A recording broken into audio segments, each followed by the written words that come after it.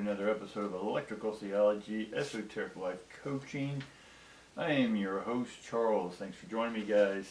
If you haven't got a chance to check out my last videos, go ahead and check out those, or even the ones from about early on, about 200. So I talked about the grid, the gateways, the portals, frequencies, how to manifest, and understand the mechanisms of manifesting. All right? Smoothie. Alright, so let's get this reading going.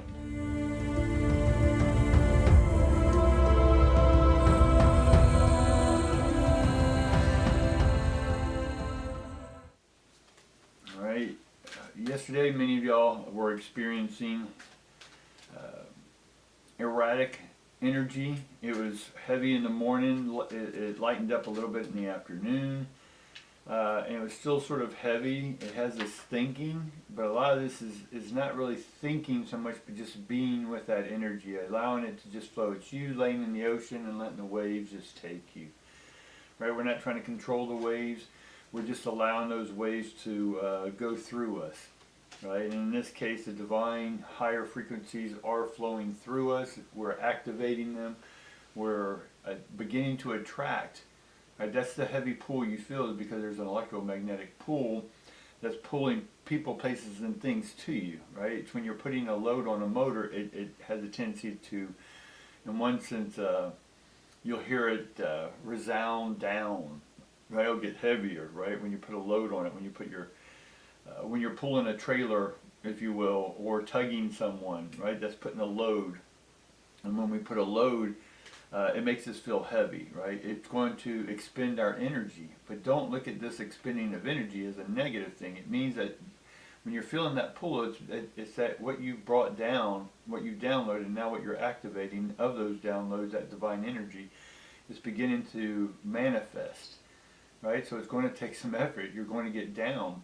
But don't look down as depressed. Don't go there. Right? You do what you want, but I'm saying if you go there, then you're still associating with victimhood. I'm saying if you're feeling the pull, then you're saying, yeah, that means I'm working. My divine self is working for me, right? The divines are working for me.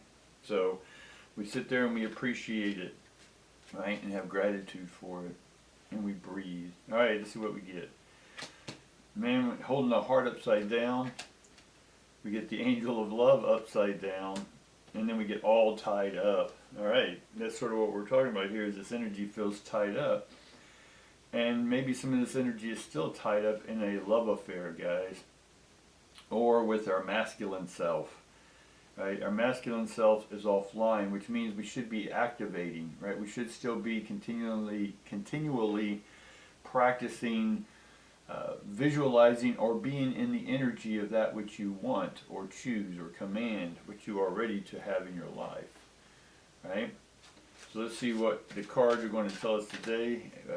We get the angel of love upside down because we're not loving the process. Right? You're labeling and drugging or whatever anxiety, what you may consider anxious or depression. Right? Depression, again, is just depressed ions. Right? The ions are being pressed into this 3D realm. Right? And then from the 5D. Now, again, I don't do 3D, 5D stuff. I get that. Again, it's all from perspective. Right? If you're inside the circle, all you can see is what's around you. But if you're in the outside of the circle, you can not only see the circle, but you can see beyond the circle. Does that make sense? Alright, let's get ready. Right off the bat, we get the 8 of Stones in reverse. Right? We get the Ace of Wands in reverse. We get the Mother of Swords in reverse. And then we get Love, the 2 of Cups, upright. Which is interesting because we have 2 loves here.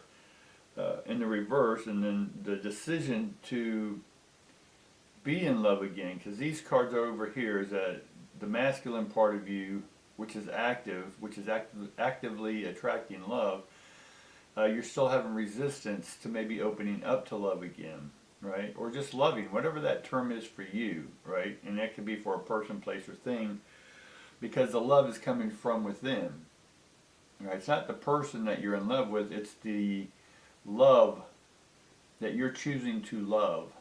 And if that recipient is that other person, then they're receiving your love, and in return, they may return their love to you. I know that sounds a little skewed, but the old-fashioned love that you know of, right? Define love is just electrical synapses is going off, activating serotonin, adrenaline, uh, hormones in the body, right? It's just an electrical synapse. But what is it really that you're feeling, right? What's got you all tied up? Some of this love that I'm seeing, in one sense, tied you up, but then maybe you've met someone recently or you're beginning to open up again, but then you sort of tie yourself back up that you don't want to open up to.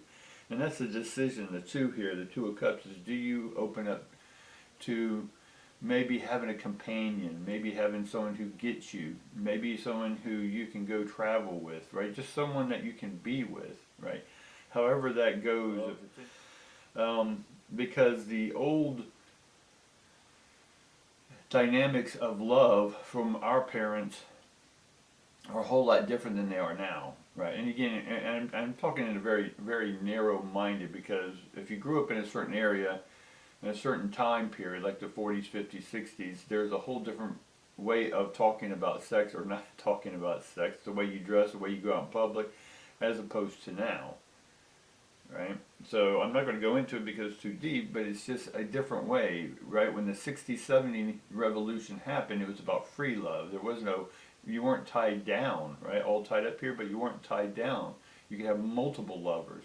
Multiple. Now, we can love multiple businesses. We can be entrepreneur and have 4 or 5 things going, right? We can get out of this old paradigm, right? And that's the choice we're making, is when you go into love again, make sure it's something that you want.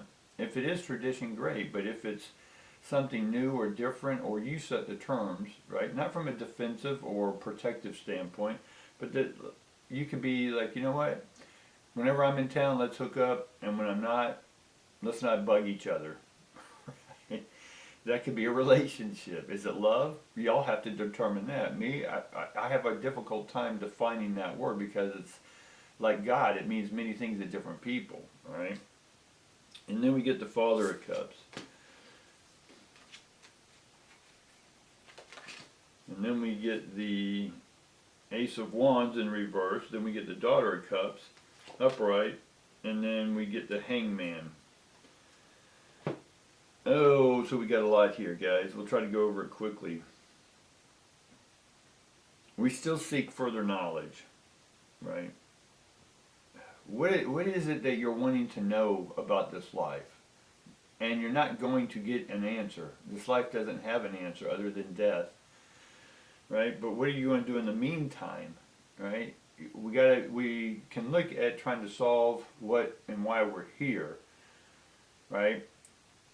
And when you finally reach the point that you're just here to die, right, on the physical sense, it puts things into perspective. So what is it you're wanting to do right now?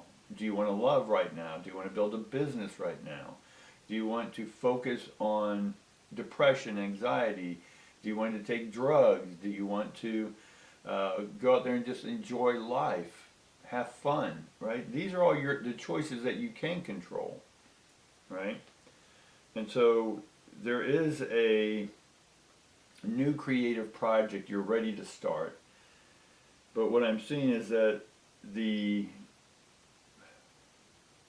nurturing part of activating this new creative project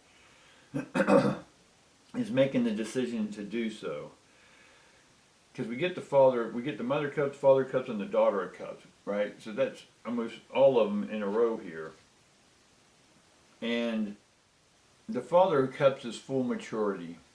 It's stepping into life with full maturity and just loving, right, yourself.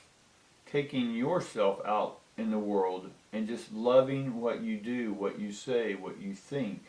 Once you love what you think, say, and all that good stuff, then other people will notice that. And you can then be of service to them, however that may play out, that new creative way of doing this.